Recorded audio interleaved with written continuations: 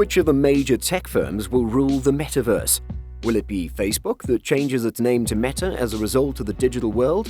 Or will it be Apple Incorporated, which is slowly but surely establishing itself in the digital world? Watch this video to the end if you want to find all the answers. Today's video looks at Apple and Meta's rules, statistics, and numbers in the metaverse race.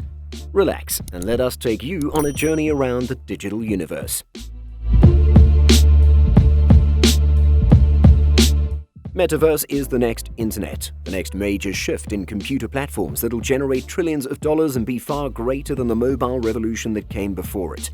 The metaverse is being constructed right in front of our eyes. If you have NFTs, have spent any time in virtual or augmented reality, have made a call as a virtual avatar, or have played video games like Roblox or Animal Crossing, you've at least scratched the surface of the metaverse's potential. But if you were to explore the metaverse, which of the leading technologies would you choose? Wait a minute, you don't have to make that choice just yet. Let's give you some facts to back your decision. What are the current issues involving Meta and Apple? If you were hoping that the virtual economy would free you from the annoyances of daily life, such as taxes, you'd be unhappy to learn that Uncle Zuck will be taking a significant chunk. We found that Meta will start selling things in Horizon Worlds, its next social VR program, which the company intends to turn into a multi-billion-dollar empire. The most contentious point is that Facebook will take a 27.5% share of all things sold on the network, which doesn't seem bad until you realize that those goods will also be taxed separately by a 30% cut from the Oculus store. This implies that virtual products sold in virtual reality on the Horizon platform will be subject to a staggering 47.5% tax. What does Apple have to say about this? As predicted, there was a lot of backlash on Facebook for this astronomical amount, with Apple being the most hostile. In an email, Apple spokesperson Fred Sains noted that Meta has frequently targeted Apple for charging developers a 30% fee for in-app sales in the App Store, and has used small companies and artists as a scapegoat at every opportunity. Now Meta wants to charge much more to the same creators than any other platform. Meta's declaration exposes the hypocrisy. While they wish to utilize Apple's platform for free, it only demonstrates that they're happy to rob innovators and small companies who use their own. Although Apple's team's statements are harsh and blatantly self-serving, there is undoubtedly some truth. Meta's CTO answered with a warm remark about how Apple makes huge margins on hardware and software, but Meta subsidizes its VR technology and should thus charge more for software.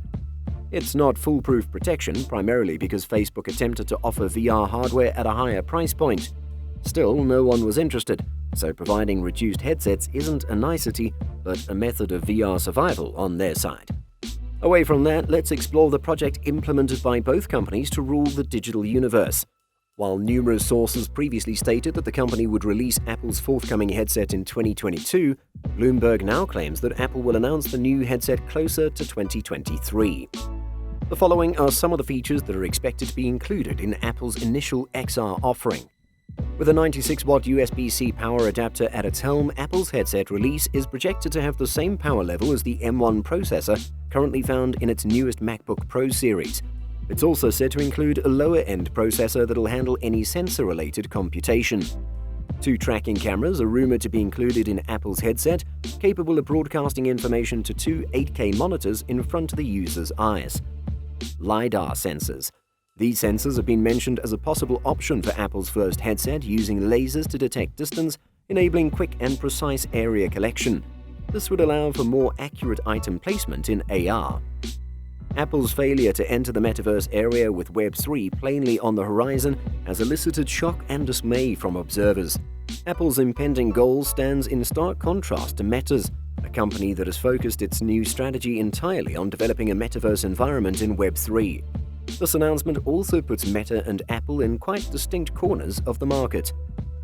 What about Meta and its pursuit? Facebook's first high-end headset, codenamed Meta, is slated to launch in 2022, though no specific date has been specified. Meta's next item, dubbed Project Cambria, was first mentioned in 2021 at the company's Virtual Connect conference. The successor to the successful Oculus Quest 2 has been promised for this headset. It comes with a slew of immersive capabilities that haven't been seen in prior headset launches. Lifelike facial communication, the capacity to monitor users' facial emotions, reconstruction of mixed reality items, a specific avatar personalization engine, and other developments are part of CEO Mark Zuckerberg's promise of an embodied metaverse experience. The company also displayed several distinguishing assets in Meta's Connect 2021 demo in terms of design. Project Cambria will have a sleek all-black frame that's lighter, more compact, and fitted with a considerably smaller strap than its Oculus predecessors in its present prototype form. Project Cambria is also intended to have full-body tracking capabilities, which will give users a stronger feeling of control over their virtual environments. More improved sensors and reconstruction algorithms. Project Cambria will also include more advanced sensors and reconstruction techniques, allowing it to accurately depict real things in the real world in terms of perspective and depth. The sensors will also accept a wide range of skin tones and face characteristics, allowing users to have more immersive and lifelike experiences. Meta's action plan looks to be off to a good start thus far. Its stock price has grown by around 5% since its rebranding. Meta intends to hire at least 10,000 additional employees to expand its metaverse space. While the announcement hasn't gone over well, Meta has begun poaching employees from both Microsoft and Apple to join their cause. We're left with an essential question. What type of competitive edge do these businesses have? Has Facebook's popularity and business model set the groundwork for Meta to take off as it should? Since its inception, Facebook has had one core purpose: to bring people closer together. While a sophomore at Harvard, a youthful Mark Zuckerberg founded Facebook, a social media network designed to improve interactions among Harvard students. He then employed his power of connectivity to assist students from other universities in making connections. The Facebook universe would eventually revolutionize how the rest of the world connected, communicated, and shared personal information through a single database. We might claim that Meta is the only big tech company with the capacity and finances to build a metaverse with a user base of 3.5 billion people and $86 billion in earnings earned in the previous year. Meta already has the most powerful web of interconnected people in social media history, with an unrivaled number of users at its disposal. What do we think of Apple? Apple is frequently credited with pioneering some of the most commonly utilized product improvements. Of course, the iPod, iPhone, and the Apple Macintosh, one of the first devices to help make personal computing mainstream, are all well-known examples. In 1979, Steve Jobs, a budding computer magnate, visited Xerox's Park Palo Alto Research Center lab. During this period, Xerox was the first business to create an operating system with a graphical user interface, the Xerox Alto, a stunning technology. On the other hand, the Alto would never receive a commercial release.